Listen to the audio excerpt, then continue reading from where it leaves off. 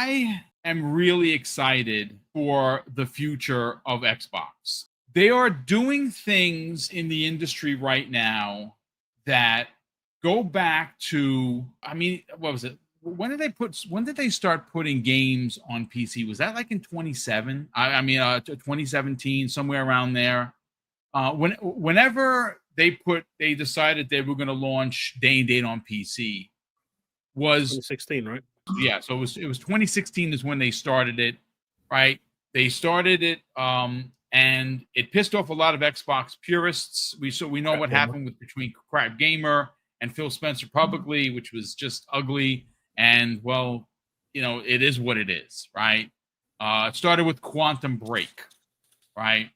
2017 comes along, and they announced Xbox Game Pass, and Xbox Game Pass comes in. And it was bare bones, as most things are when they start, right? And then as it got its sea legs or found its footing, whatever you want to use, it became what we have today. And it is the greatest consumer-friendly service that you could possibly get. It outdoes every other entertainment service across the globe. Right. I know that, depending on your music tastes and what you pay for, or how many of the services like Peacock and Netflix and everything else that you have. And then, of course, there's, the Nintendo one, which is old games, which, again, for me, I pay for it. I enjoy it. I have PlayStation Plus. PlayStation Plus, to their credit, has been getting a little bit better. And I think it's the pressure of Game Pass. So you're going to see that consistently get games to challenge what's going into Game Pass. Now, granted, they haven't had a lot of day and date, but they've had a couple. And it appears, based on the last business meeting, that they're going to have at least 4 per year, probably quarterly, right? Not their own stuff, but for third-party stuff. And we know what Xbox does, right? Xbox has all of their first-party stuff in there, and they have a ton of indie, a ton of second-party, and a ton of third party. And we saw what they did with cloud, and like many things that they've done before, it was shaky. Right? It's gotten a lot better. Now, is GeForce Now better? It certainly is. But they're working to get to as good as GeForce Now. And now we get into consoles, ladies and gentlemen. And this is where I want to bring in Colt Eastwood's new video. Now, not the video from today. He released a video today that he told me privately was going to piss off a lot of people in a good way and a bad way, because, again, people are going to be like, oh, Xbox sucks. Okay.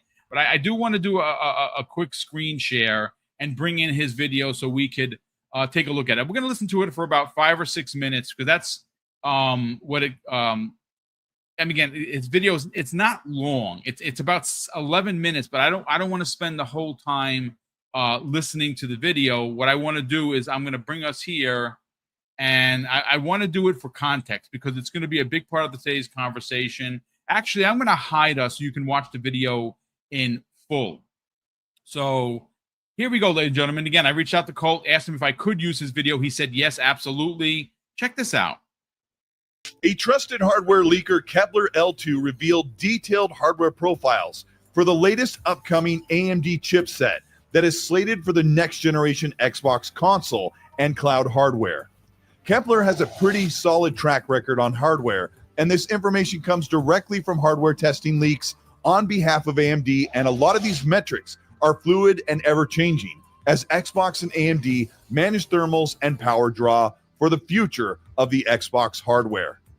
This is an Xbox promised to be a major technological leap never before seen on console, far more than expected above in power compared to the Xbox Series X, and leaps above the current PS5 Pro.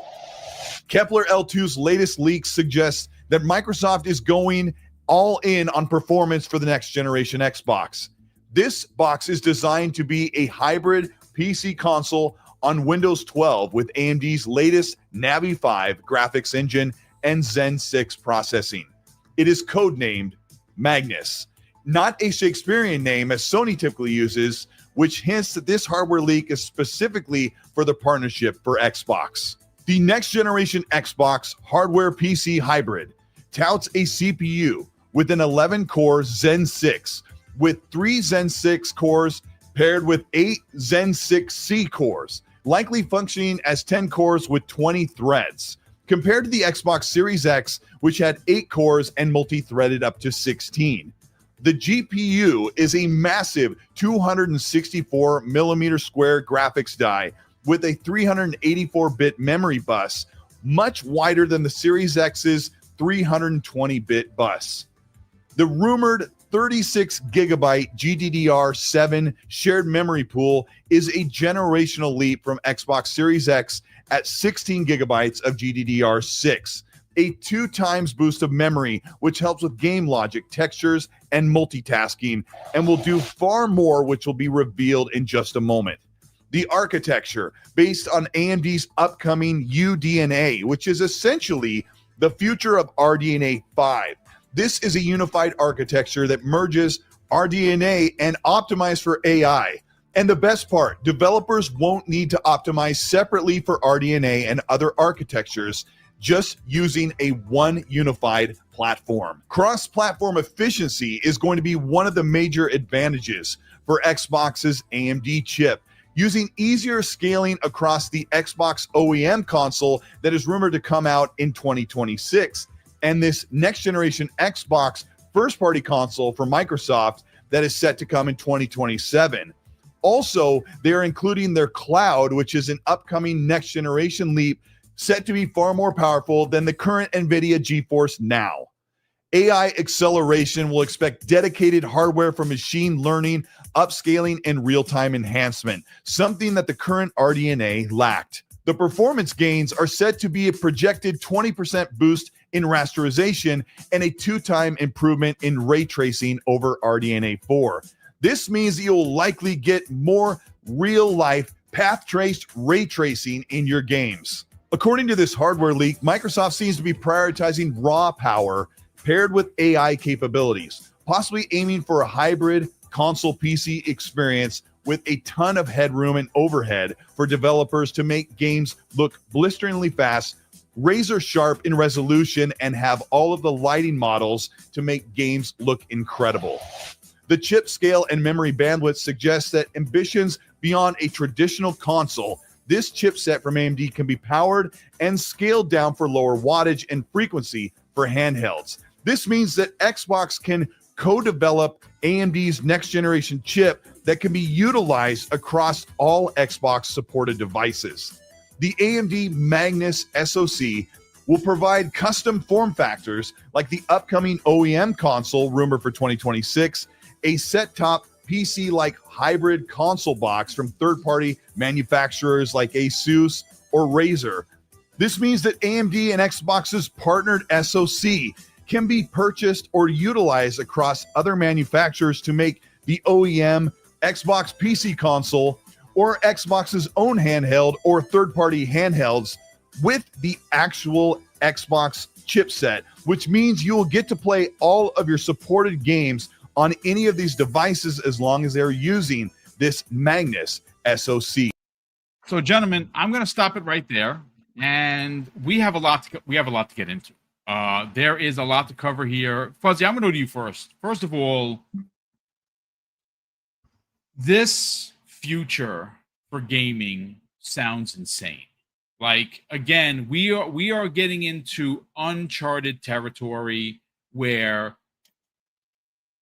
anything is going to be your favorite console. If you are an Xbox player, you're going to be able to be a part of the conversation financially by using Xbox Game Pass as your main, and where you want to play and how you want to play is literally changing the game. So shout out to Colt Eastwood for an incredible video, which has over 105,000 views. Congratulations to him. I don't think I have anything even remotely that close in all of my years, and he does that on a regular basis. And he broke it down in a way that I can understand, and I appreciate that about the way he does his videos. The fact that you're going to see, and I said for the first time but actually someone had made mention that back in the days, the 3DO was made by Panasonic and by someone else. So there was multiple versions of the 3DO, and that was considered an OEM device 100 years ago. But in modern gaming, Fuzzy and Chaos Lounge, we have always had boxes or set-top boxes made by Nintendo, PlayStation, Sega, Xbox, right? We've seen Neo Geo. We're going back into a couple of generations. But the future that has been put on display as recently as the June event with the handheld that is going to be at Gamescom in a big way and released later this year, I mean, that is just tip of spear. And what exactly this OEM future for Xbox specifically, because I don't think that you're ever going to see a PlayStation made by anyone else. I don't think you're going to see a Nintendo made by anyone else but Nintendo. But I gotta say, guys and chat, this future for Xbox really does bring and merge PC gaming with console gaming. And it appears that even, because again, most people in this chat have big boy PCs. I don't. And even if someone offered to give me one, I would decline because I'm not a PC guy. I'm a console guy. This future that could start as early as next year with an Asus OEM device that is going to be this magic box underneath your TV that's going to give you the ability not only to play Xbox games and Xbox Game Pass and your library, it's going to make people who are non-Steam customers like me become a customer because I will be able to play a game like a side-scrolling beat-em-up, for instance, that's only on Steam because it was made by 3 people in their basement. But they launched it on Steam. I could now buy it. I can play it. And I'm going to have easy access across the board for Steam games, for good old games, and, of course, the Epic Game Store on top of everything Xbox has.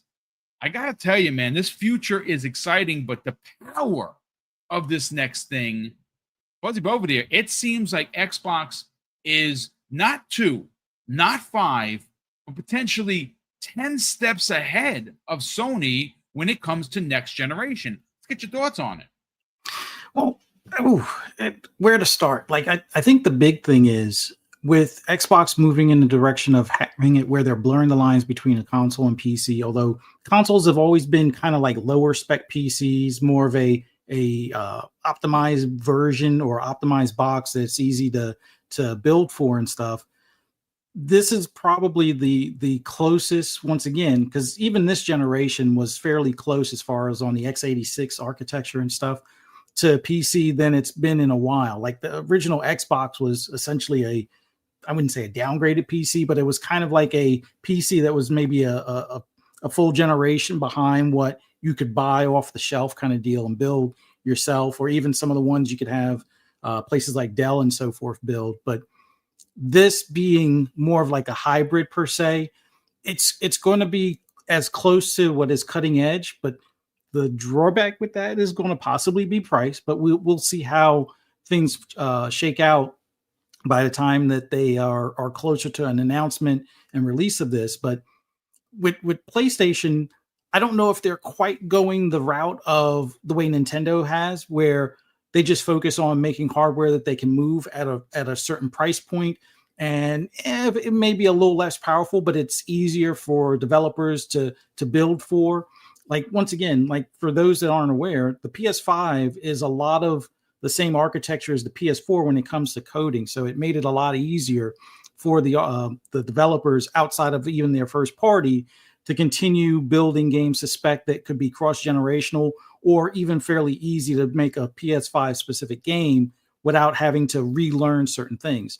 The series consoles were a little bit more, I guess, PC centric to some extent, in the sense that you could downscale for the Series S. And because that went against the grain for the way a lot of developers develop, it may have rubbed some of them the wrong way. But in a lot of the stuff that was mentioned for this hardware, the key thing that a lot of them asked for was more memory And it looks like if we're going with 32 gigs, which a lot of people might not even have 32 gigs for their gaming PC. There's quite a few of us that do, but having that in a console is a tremendous leap ahead. And when it comes to the chipset and the cores and threads and things along those lines, just think of this as for those that are hesitant to spend over $1,000 or even in the $3,000 range for a PC. This is probably your better investment, although be prepared. It's probably not going to ship for $500. It might not even ship for $600. So it's a little early to say on that aspect of things, but it should be more on par with what cutting edge stuff you could buy today off the shelf that would probably set you back $2,400. Although expect a price point, I would say somewhere in the $700 to $800 range. Maybe we get $649.99, but this is going to be the stuff that will hopefully squash a lot of the complaints that developers have made, where they're trying to do all of the visual goodies like ray tracing and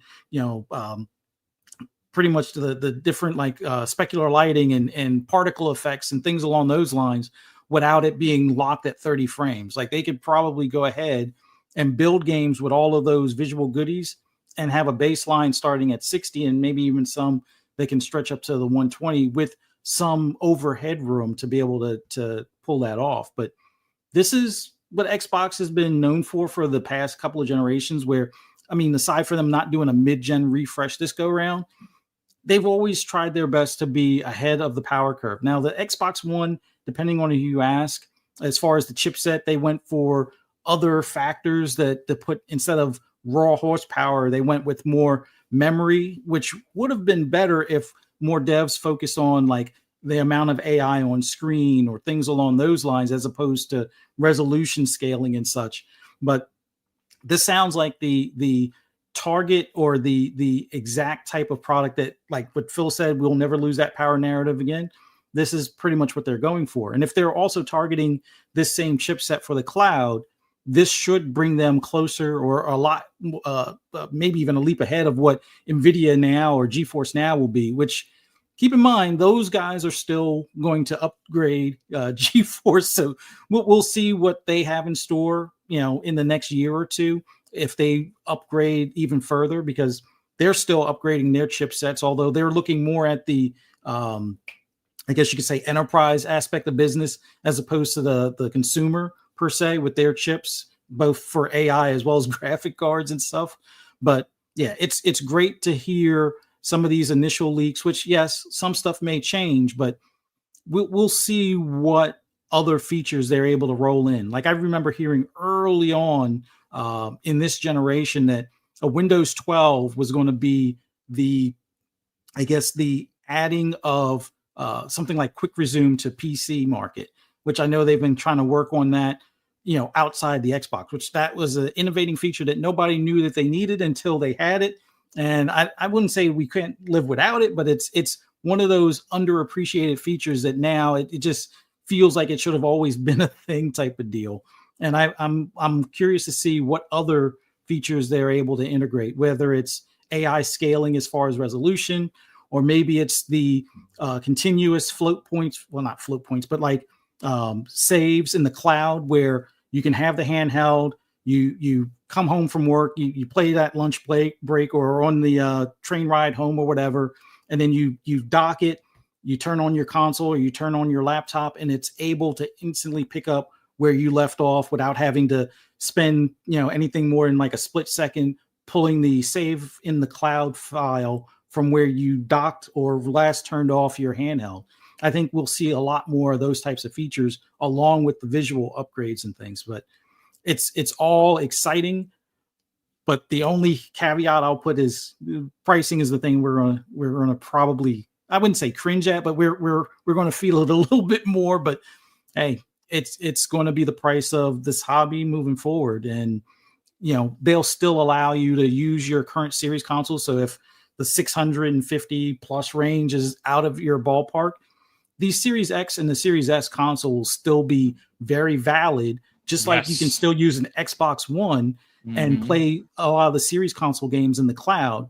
If they improve the cloud and you can use your series consoles to play those next generational games, I don't think that many people will complain at that point, because if it's like GeForce Now currently is, it will be a barely noticeable difference as far as like the artifacting or particles on screen and such, or any delays or perceived delays and things. So it's going to be great for those that are day one upgrades, as well as those that might wait until about mid-gen to do the upgrade, because they'll still be able to use their current hardware to play the latest and greatest games. So it's exciting. It's exciting, but you make mention of price. Now, obviously, Colt's video is in the show notes, so if you want to go watch the video, it's about just a pinch under 12 minutes. I think you should watch it. I've watched it 4 times for a better understanding, and of course, so I can explain myself while I'm live on the podcast. He thinks that that these consoles, these new OEM consoles, are going to come in at $800 at a minimum. They could be upwards of $1,000. Now, I think that you're going to see for years after this starts happening, the Series X and S become more relevant, and the PlayStation 5s, even the older models, are going to be around for people who just can't afford that type of gaming. Gaming is moving into a realm of expense. Now, I have a Series X. I have 2 of them. I have a Series S. I play games on them all the time.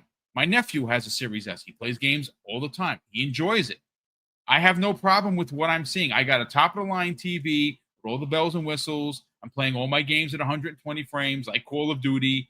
I'm very happy with it. But Chaos Lounge, I do want to bring you in and get your thoughts on this, because the future is extremely bright for Xbox. They are doing things never done before by any other console manufacturer in recent years. Again, if you just look at the way the standard has been for decades, it's been Xbox makes an Xbox, Nintendo makes a Nintendo product, and PlayStation makes a PlayStation. That's just the way it's always been. Things are changing, and once again, even though they got a lot of arrows for, putting games on PC, having a service that's considered, welfare pass to some idiots, going third party, and now taking an approach for OEM devices never done before by Xbox. They do it for Microsoft products, sure, but never for Xbox. And I think that what this openly does for, again, gamers like me who don't really want to mess with PC, but have always wanted the ability to have a more powerful Xbox. Again, there's going to be pre-built Xboxes, I'm sure, but there's also potentially going to be an opportunity for you to go to a Lenovo, an Alienware, or even an Asus and say, okay, this is the standard one. This is $800, but I don't want that. I want one that's going to cost me $1,400. So I'm putting in 2 terabytes. I want this graphics card. And I don't know if that's exactly how it's going to be, but I would imagine there is going to be more beefier Xbox OEM devices. I want to get your thoughts on what Colt Eastwood had to say on the future for Xbox. So I've been talking about this for quite a while with my community as well. And my opinion is that Microsoft is going to have their base kind of, this is the minimum spec that you can go with. Anything below this, and it's not going to have the approved by Xbox logo on there. That's going to be the base minimum that you need to run all the games, whether it's a 30 FPS base minimum, but all the previous games that are backwards compatible as well. That's the one that's supposed to be coming from Microsoft in 2027. The one that's coming in 2026 is supposed to be the Asus one. At least that's what we're assuming. That's the rumor anyway, that it's going to be the Asus one or the Asus, whatever you want. And the key thing here is going to be price. Yep. Asus can't subsidize. Microsoft can. Microsoft can subsidize for controllers, Game Pass, games being sold, accessories, memory cards if they decide to go down that route. Again, hopefully not.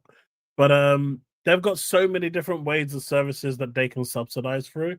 Microsoft can keep the console down, and I think their version is going to be for the layman.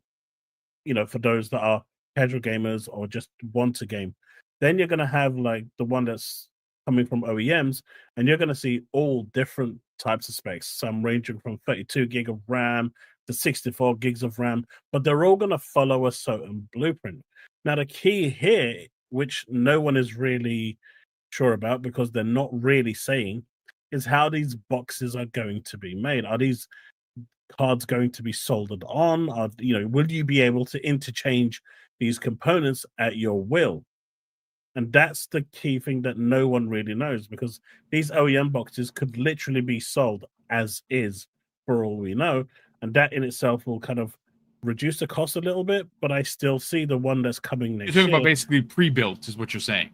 pre-built, but you can't change the pieces. Gotcha. The way that actually, like, the RAM is soldered in, rather like how you have with laptops or like Yes, those little you can't change shuttle anything. PCs. You can't Yeah. really change anything, so you buy them as is. Now I don't know if they're going to go down that approach to keep them more console-fied and whatnot, but the key here right now, I see the vision Microsoft is doing. I think it's definitely in the player's interest. The key now is price, because if they release it if Asus comes out and says, "All right, folks, check out this shiny new box. It's gonna rival the 5090 or the 6090, whatever's back then." Right? I'm just hypothetically speaking. We're gonna have 64 or 128 gigs of memory. We're gonna have CPU that's faster than the speed of sound, all for a easy $3,000. And then you're like, right, what's the next option with that one, please? So the price point, I think, is going to be real key in order to keep people engaged. And I really hope that the response won't be, well, for those people that can't afford it, we've always got the Series X. We got the Series X for you. No, don't say that. Please don't say that. We don't want them to go down that route. We don't want another Don Matrick moment, right? But I think price will be key. I think the Asus one is going to be slightly more elevated in price unless Microsoft steps in and decides to eat some of that cost, which is always possible with the first outing. But I also think it's going to be very interesting because Microsoft's going to be watching this very, very closely. Let's hypothetically say that the console comes out, because I don't think it'll be any less than 800, minimum 800. But I can see it going all the way up to like 949.99. I don't think they'll go to 1,000 for the simple reason that if it's 3 digits, psychologically, you're more inclined. But the moment it goes from £999.99 to that 1 penny increase, psychologically, you're out. The moment it hits that 1,000 mark, it's game over. So I think psychologically, they're going to probably try and keep it below 1,000. But Microsoft will be looking at that to see how many of these are going to ship. Now, obviously, Microsoft is going to be banking that people are going to be seeing Steam on there and other things on other launchers on there. And if you have access to Windows as well, which I assume you will be, depending on how you boot it up, because essentially it is kind of like a hybrid PC, that will also bring in a bunch of new people that would be interested in it. Like, I've got a friend who's basically been a PC gamer, but he's always told me, if Microsoft release a machine that has an Xbox OS and a Windows OS and I can go into any one I want, he'd buy one day one. And so you've got those enthusiasts. You've also got people like yourself, Boom, who don't PC game, right? That are going to get a taste of what the games that are on offer to people that are on Steam, that aren't on console. So you'll be able to see a wider breadth of games there as well.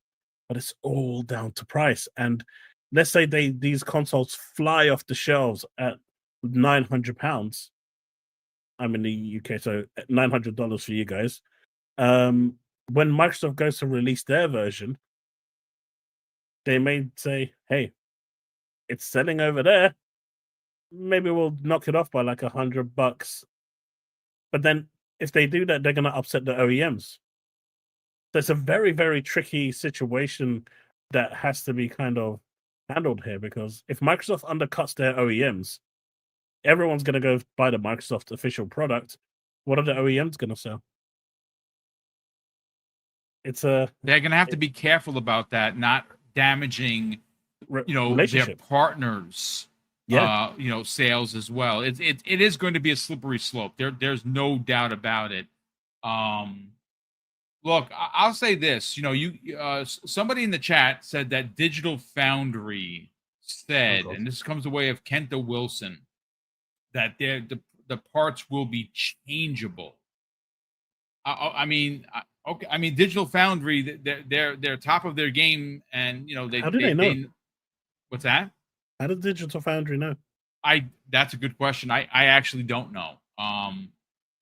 Look, I'm gonna be honest with you. From a non-PC gamer, I'm not changing parts, man. You know what? And I do think that there's something to be said about this.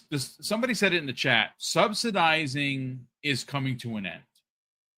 I'm sorry, folks. As much as we want these boxes to come out at $500 because it's comfortable and it's safe, right? It's just not happening. I mean, look at what Sony did with the Pro, right? They could have subsidized it, and now this is very interesting. I saw something on online the other day, and I have to confirm it, that Sony is actually losing money per sale of the regular PS5, but they're making a little money on the Pro, which is very interesting. And they're only making a little bit of money. They're not making $200 on every sale. That's not the way it works. I think that these consoles, if they're moving into a hybrid way of making PC and console hardware, they're probably going to be soldered together to cut costs. I don't see you being able to take these things apart and put in, hey, I got one that had a 5070, now I want a 5090, or I want a 60, whatever the 60 series is. I don't see that. What I can see happening is when the 60 cards do come out, they'll have a version of it with a 60 card. And I don't think they're going to be built to be sitting on a shelf somewhere.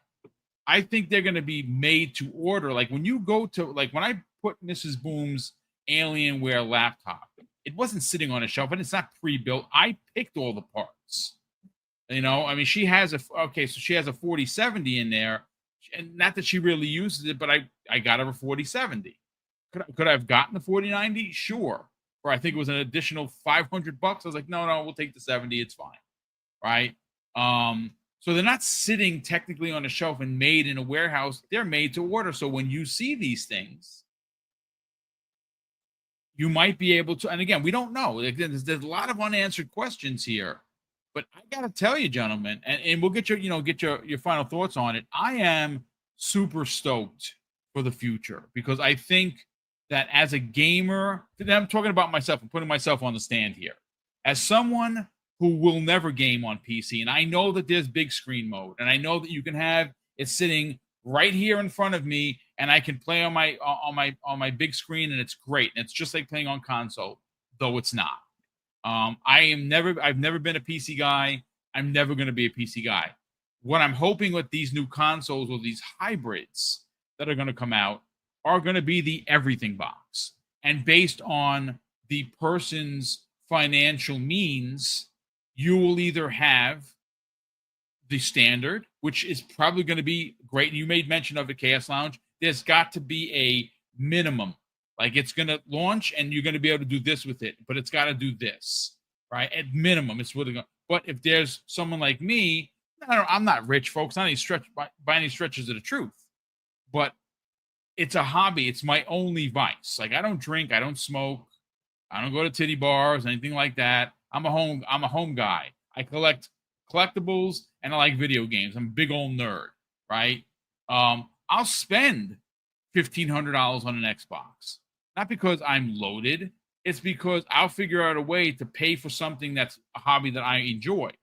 And I hope that there is that opportunity for high-end spec Xboxes that does give you all the bells and whistles if you were on PC. And I think that there is going to be a lot of gamers, and that they are currently in this chat, a lot of gamers like me who don't want to mess with PC, but will dip their toe into this hybrid future. Any additional thoughts, Fuzzy Belvedere?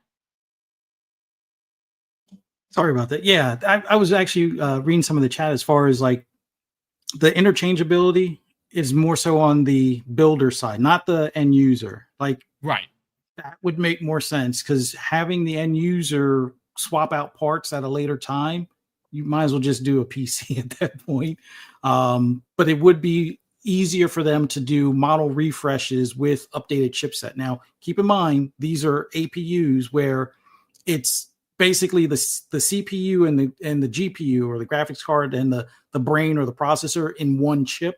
So when the 5090 comes out or 6090 comes out, you won't really have that upgradability in these types of boxes. It'll be more so like, okay, after some time when AMD has their like 9800 series or 9900 series or whatever numbering system they go to after that, when that chipset comes out, then they'll have a blend of the APU and GPU. They'll be their next iteration, which might be about a 6 month to a year behind them releasing the video cards for the PC. So for those that are saying that, oh, these consoles are typically like obsolete by the time they come out, to some extent, yes, they're not the cutting edge of what you can get in PC, but for the average or the norm, as far as like the end users on PC, they will be either slightly ahead or on par with what the typical person that's not really the cutting edge gamer that might order their PC from Dell will do. But yeah, the pricing aspect,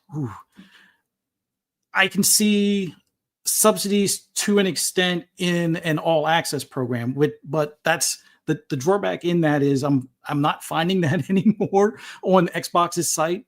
I know Verizon in my area still offers something similar to the all access program, or at least they did before the brunt of summer. Like May or June is, I think, the last time I saw or even looked at anything that Verizon had advertised out their wireless stores.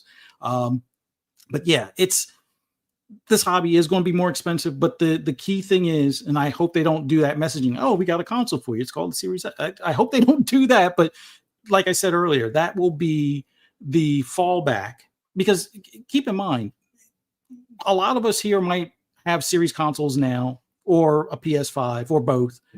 There's quite a few gamers that are still part of the monthly active users that are on an Xbox One or PS4. A lot of people did not upgrade. Now, there's still some that are on 360s and PS3s, but those are a lot fewer and I would say farther between. But there's still a whole group that are still on that previous generation. And things like Call of Duty will be the pushing point, or Madden will be the pushing point to get people to upgrade from that gen to this current gen. And then by the time we see that cross-generation stuff with the next consoles, there'll still be people on the series console and the PS5, and it might take Madden 28 or Madden 29 for people to be like, you know what, it's only on the newest stuff. I guess I got to get the newest stuff, but be prepared. I mean, the cost of everything will probably go up. I don't see a shrinkflation type of situation happening. It's just the nature of how things work monetarily. But I would say there will be different levels of stuff, like much like what Chaos Lounge was saying. The one from Xbox themselves will probably be the base entry point, and you'll see an uplifted one from Asus or an uplifted one from Legion or Lenovo or something like that, where Xbox's price point gets you in at $650, Asus gets you in at $750. The Legion Go with the 64 gigs and the 5 terabytes of RAM or 5 terabytes of storage space, that might be the full-on $1,000 one. But there will be tiers for this, and there will probably be options where trading in at GameStop or trading in at Best Buy will possibly help lessen that blow. So don't go into all panic on the pricing, because that's still fluid and there are many factors that can change that. But just understand, much like this is probably the first generation where consoles didn't go down in price. And in fact, even the Switch is going up to some extent in some areas. Could you imagine? Jesus. Yeah. Bad. They'll get things figured out. Us that are into gaming, there will still be options that will be reasonable for us to still maintain this hobby. whether it means going more and leaning more on subscription services or leaning more on hardware that's like one generation older for a little bit longer instead of day one changing will be the case. But yeah, it's the power that we'll see in these next devices will make what we saw in the beginning of this generation or even last generation look like, 8-bit graphics or sticks and dots kind of stuff. So be prepared to have your mind blown. Although there will be, the indie games and even some intentional games that have a characteristic style that looks more like old school, but with, modern refresh rates and much larger or much more involved AI and things. So there'll be room. It's going to be very interesting. Chaos Lounge, before I bring you in, I want to catch up on Super Chats, but there's one particular Super Chat that I'm going to bring to your attention from our good friend and my podcast partner on Wednesday evenings, Hargeet Chani. So, first of all, Wilmy Hood, obviously, he's been going through some stuff. Thankfully, he is okay. He's they cleared it, the clog in his heart, which was blocked really bad. And I don't know why he popped into my mind, but Wilmy Hood, hopefully, brother, you are getting well. And of course, he's still here. But Will the Broke Boy Lewis had a birthday yesterday. So happy birthday, Will. Nice to have you here, brother. He drops, ladies and gentlemen, a very generous $2 from chat and says, hello, fellow bald gray beards. Turned 53 yesterday. Happy birthday to you, Will the Broke Boy Insider. Thanks so much for being here.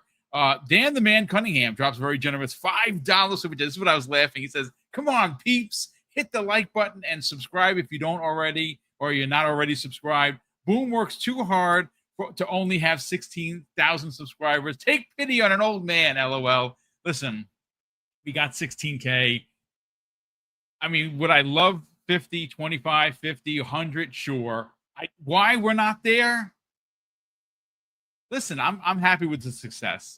We're doing it the old mom and pop way of just putting out the content. People like it, they great. If they don't, they clip it and they try to lambast me. It is what it is.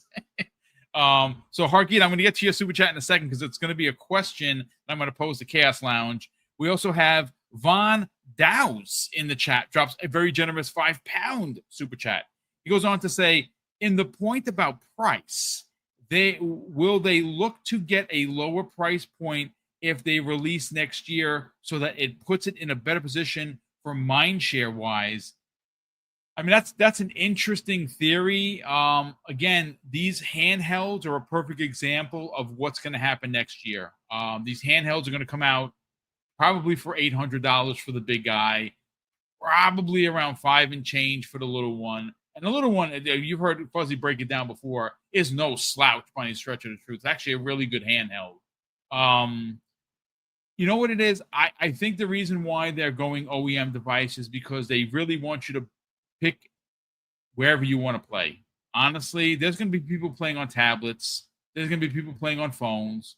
There's going to be people playing on TVs. And they're one of the few platforms that allow you to play anywhere you want. And I think ultimately it comes down to buying the software and buying the service. And that's really what's important for them. Not so much the sale of the console. The sale of the console is important for Nintendo. It's super important for PlayStation. It's not as important for Xbox because they have changed the game literally by allowing you as the gamer to have a choice. Wherever you want to play, it's an Xbox. Maybe you don't like that moniker. I get it, but it's just where they're going. And I kind of like that. Again, I'm not going to play on the TV to try it out. Sure. Am I going to play on my laptop? Not really. Am I going to play on my phone? Unlikely. But the fact that you can do that is insane. So Hargeet Chani drops a very generous $5 super chat. And Chaos Lounge, this is what he said. He said both Orion, which is the rumored PS6 chip, and the Magnus look really good. Still rumors, though. But based on the leaks, Magnus is the most powerful of the two chips, Magnus being at 50 teraflops versus the PlayStation 6 rumored Orion chip being at 35 teraflops, but both still awesome. Again, this is just it's rumors. Any additional thoughts and theories as to what's going to happen for next generation for both the Xbox and PlayStation? So it's going to heavily depend, like we had with the Series X and the PS5. It's going to depend on one of the two things that's going to be really important is, will publishers still make games specifically for Xbox, or will Xbox now just get their PC version that's just going to go onto the Game Pass app as well as Steam and everywhere else? That's still undecided, because if they are going down the hybrid route where they'll be able to play all PC games, at some point you have to turn around and say, well, is there any reason to continue making two versions of the same game for the same platform? So I think that's important. If they still go down the Xbox route at that point and say, yes, we're going to make an Xbox version of the game as well as a Steam version of the game, then it's going to come down to the same thing that happened here, whichever one is the most popular. The Series X was more powerful than the PS5, but because it had a bigger market share, it was most games were developed for the PlayStation first, which is why it performed better in a lot of cases. Not because the Series X a slouch or anything. The Series X, by definition and by component, was way more powerful, but it was being tailored for another platform. It was being tailored for another OS, and so if they get past that, which is what I think they're doing anyway, then at that point, the Xbox will utilize, regardless, the 50 teraflops of computing power to give you the best possible visual fidelity. But again, it really depends which way they're going to go, and it's going to be down to publishers to utilize that power or not. I remember Digital Foundry once saying that they didn't understand why publishers weren't utilizing the Series X's power. When they did the thermal test, the Series X was roughly about 20 degrees lower than the PS5, which means it could be pushed more to perform better, but they weren't doing it. So it's all around market share and how they go about it. I think personally, they'll go down the route of just saying, we're going to have one version and we'll scale that depending on your next generation Xbox. And if they do that, then you'll be able to, based on the machine that you buy, you'll be able to fully utilize that 50 teraflops over the 35. Because at that moment, your market is basically everyone on the PC side and Xbox side, as opposed to whatever Sony's doing.